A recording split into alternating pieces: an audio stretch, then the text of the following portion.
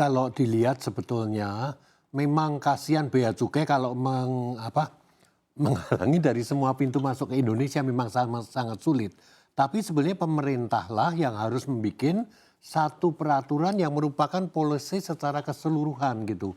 Kenapa kok barang bekas ini bisa masuk?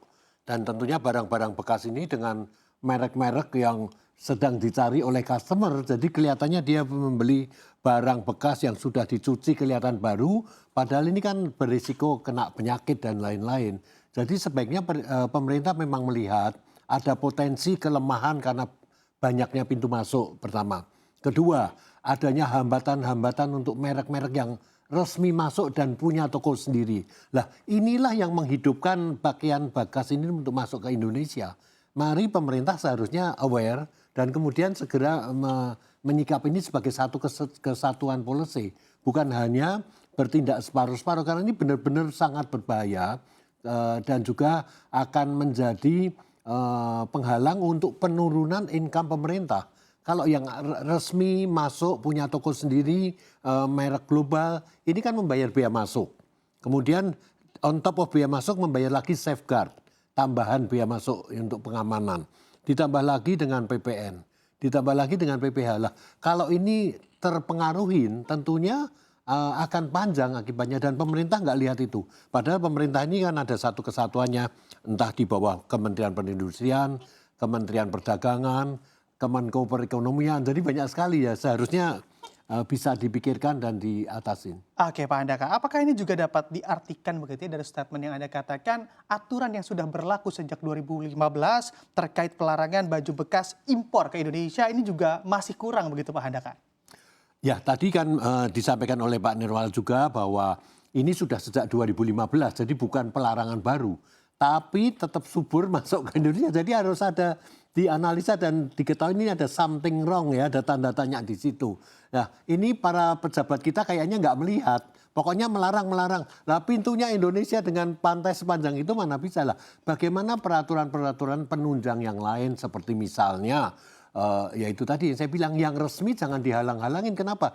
Karena perpaduan antara produk UKM, produk dalam negeri dan juga produk-produk merek ini tadi, ini merupakan satu kesatuan yang saling komplement satu dengan yang lain. Dan ini sangat menunjang kepada tujuan wisata belanja di Indonesia. Turis bukan hanya spa, bukan hanya nikmatin alam, tapi juga shopping. Jangan shoppingnya di Singapura, di Malaysia, di Thailand, ke Indonesia cuman santai-santai di Bali gitu. Kita minta mereka tinggal lebih lama dan spend money-nya lebih banyak lagi di Indonesia. Oke, lihat tadi juga seperti yang Pak Nirwal katakan dan juga Anda katakan, kenapa juga barang bekas impor ini masih ada khususnya baju begitu ya di tanah air karena memang demand-nya masih ada Pak Handaka. Nah, untuk melihat demand-nya masih ada ini apakah memang barang kita tidak bisa bersaing secara harga khususnya? Ya, itu yang kadang-kadang saya juga berpikir sangat jauh ya. Kalau dilihat barang bekas ini melanggar hukum masih bisa masuk. Sampai Pak Presiden juga udah marah. Tapi mungkin Bapak Presiden belum tahu ada hal yang lebih besar lagi masalahnya dari itu. Banyak barang-barang murah ini baru dan juga masuk dan ini lebih memukul lagi untuk produk dalam negeri. Ya, ini kalau dilihat kita ke Tanah Abang, kita ke Mangga Dua, produk-produk ini tidak ada label berbahasa Indonesia. Berarti sudah pasti nggak masuk secara resmi. Kalau resmi sudah pasti dicegat oleh bea cukai, nggak bisa masuk gitu. Kemudian kedua, malahan produk-produk anak atau bayi yang seharusnya ada SNI, itu juga nggak ada SNI-nya. Bukankah ini sangat berbahaya sekali untuk anak-anak kita, untuk konsumen secara umum. Nah ini pun juga tidak terlihat. Saya memikir, jangan-jangan apa ini ada skenario tertentu ya supaya kita hidup dengan problem-problem gini karena apa? Tidak ada cara mengatasi secara keseluruhan, solusi yang keseluruhan gitu. Dan kalau kita lihat lebih jauh lagi, apakah industri tekstil kita ini nggak bisa dibenahin setelah sekian puluh tahun? Coba bayangkan, asosiasi sepatu aja tidak minta safeguard. Asosiasi tekstil itu minta safeguard. Safeguard itu adalah BMTP. Biaya masuk tindakan pengamanan atau tambahan biaya masuk dalam rupiah per piece barang. Nah ini sudah jalan 15 bulan. Apa sih yang dilakukan oleh industri tekstil kita? Ini termasuk ini loh ya, pakaian bekas masuk karena industri tekstil nggak kuat.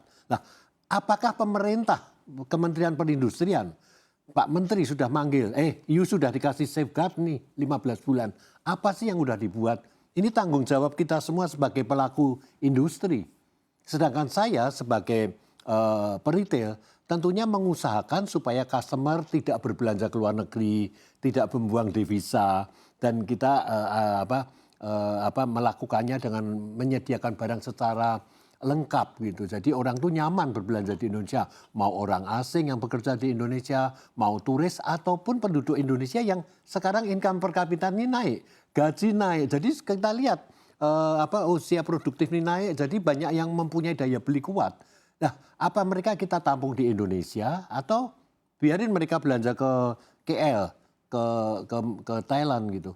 Nah, ini yang harusnya dibicarakan. Mungkin CNBC bisa membuat kelompok diskusi besar nih. Ada bea cukai, ada kepolisian, ada Kementerian Perdagangan, ada perindustrian. Jadi satu solusi ini kalau dibicarakan nggak akan habis. Nanti akan turun dan bulan depan naik lagi.